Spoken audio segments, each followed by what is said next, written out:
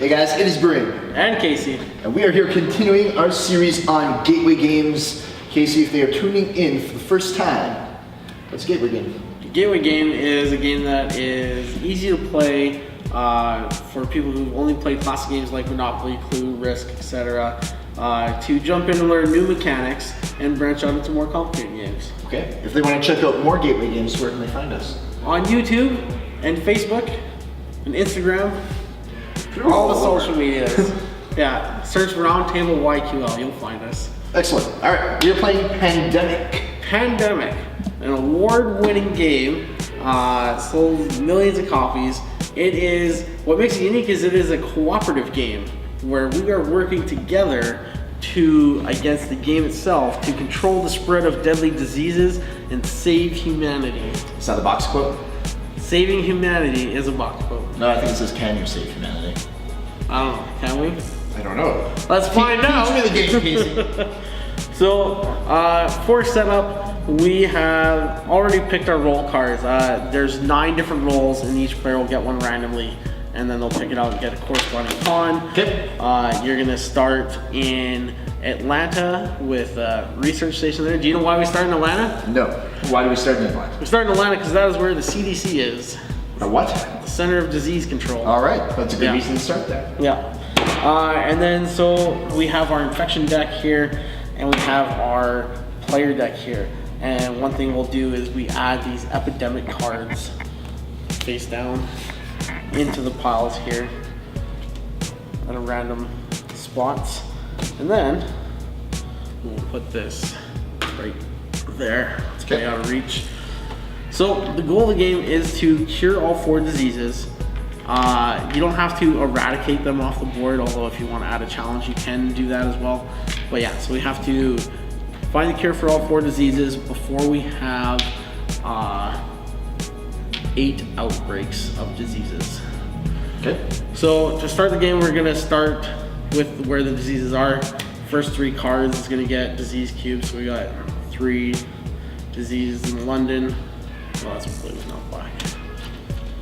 Colorblind, not really. Blue because it's color card? Yeah, so then this card's yellow, so we put the yellow disease here. This keeps the diseases in kind of centralized. Essen has 3, and the next 3 will only get 2. Taipei has, where is it? Where in the world?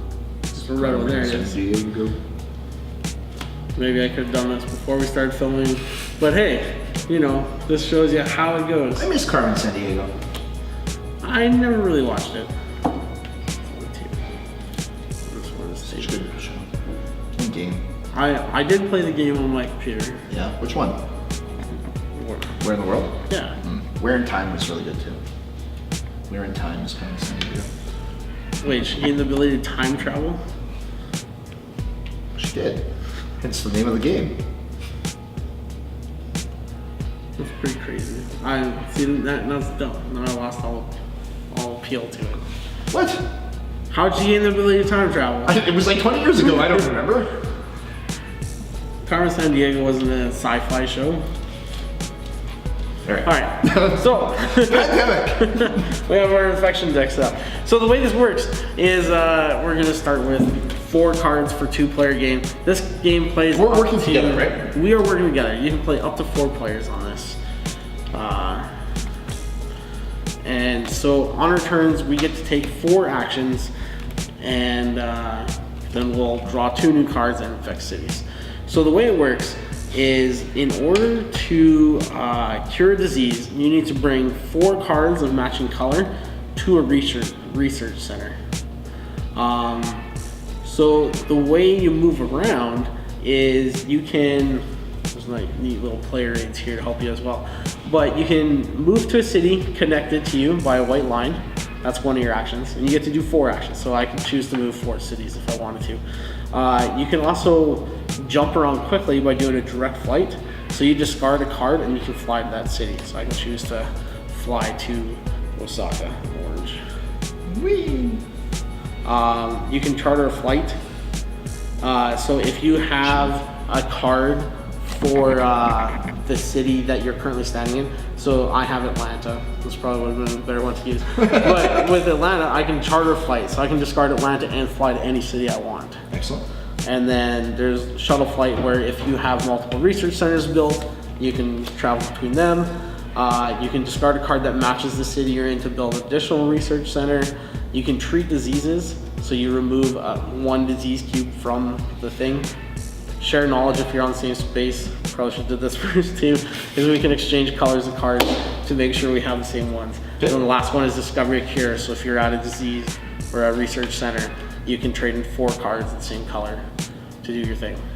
So you kind of work together and coordinate your actions. Essentially at the end of the turn, we'd flip more of these cards and they would gain diseases on them.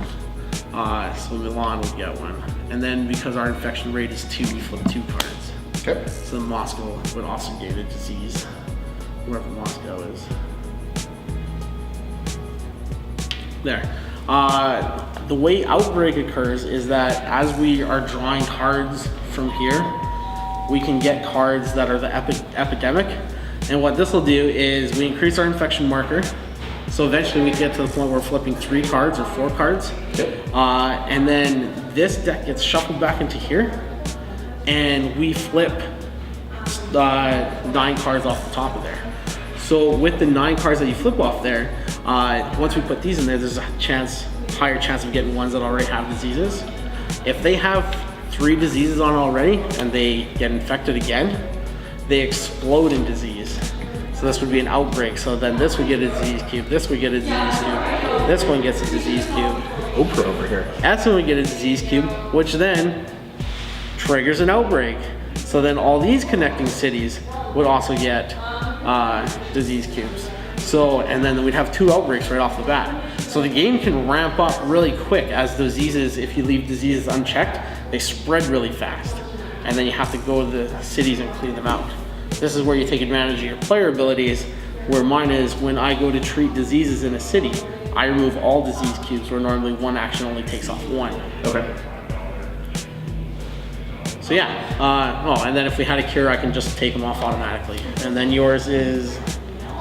As an action, build a research station in the city you are in. Yeah, no city card needed. So that's really great, is you can place the research centers where you need them.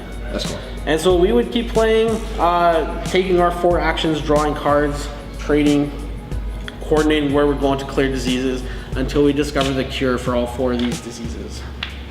And then we win. Chances are you'll probably lose the first time you play. Maybe in the first 5 times you play like I did. Perfect. It is a challenging game, but it is really neat working cooperatively to try and against the game itself instead of against each other. So it's a nice change of pace. I agree. So yeah, that's Pandemic. Sounds pretty cool. There's lots of different versions of Pandemic as well. Yeah, so this is the base game of Pandemic. We also have Pandemic that's set in like early century Iberia, where you can't fly. There's train tracks that you have to go. Instead of treating diseases, you're cleaning the water supply. There's It's set back in time? Yeah. You just marked Carmen San Diego because it was set back in time and now you're... No, I marked because she could time travel. Oh, okay. Anyways, there's a Call of Cthulhu one where instead of treating your diseases, you're fighting demon hordes and closing portals to hell. And yeah. There's a Pandemic The Cure, which is a simpler dice rolling version of it as well. That's a good one. That's probably one of my favorite ones. But yeah, that's Pandemic. Seems simple. Seems like it's very different each time you play too. Yeah, depending how the infection deck spreads out, this dictates where you're going to try and go to. I mean, there's a bit of luck involved too, and hoping that you get the right cards you need to get to where you need to go. You could run into bad luck where you keep flipping the cards that have outbreaks on them and they keep exploding. So yeah, you can lose pretty quick in it as well. But I don't know, it's one of those games if you as a group like to play together against a challenge, it's one of the top games to play. Off the top of your head, a couple other games that they can play once they kind of get used to playing a co-op game. What's a couple other good co-op games? Good co-op games. Flashpoint with fire rescue. Yep. So that one, your firefighters in that one going into house trying to rescue people, and then the fire is spreading. So same type of dynamic. Yeah, you're flipping things, and then fires can explode and set other squares afire. So Flashpoint's really good. Captain is Dead is another one that's one of my favorite co-op games. That one is kind of like a Star Trek rip-off, well not rip-off, but Star Trek inspired, where the captain of the ship is dead and you're the crew and you have to like get all the systems back online and power up the ship's warp drive to get out of there before the aliens take you out. Cool. Yeah. So yeah, I'd recommend those as well. Awesome. Yeah, so that's Pandemic. All right. If you want to check out more Gateway games or the games that you maybe have been interested in that you want to learn how to play or why you should play them, you can check out more of our videos on our YouTube channel. You're going to be able to subscribe if you want to check those videos right there. Otherwise, we are live Monday mornings on our Facebook page, 10 a.m. Bryn Casey in the morning. Thanks for watching.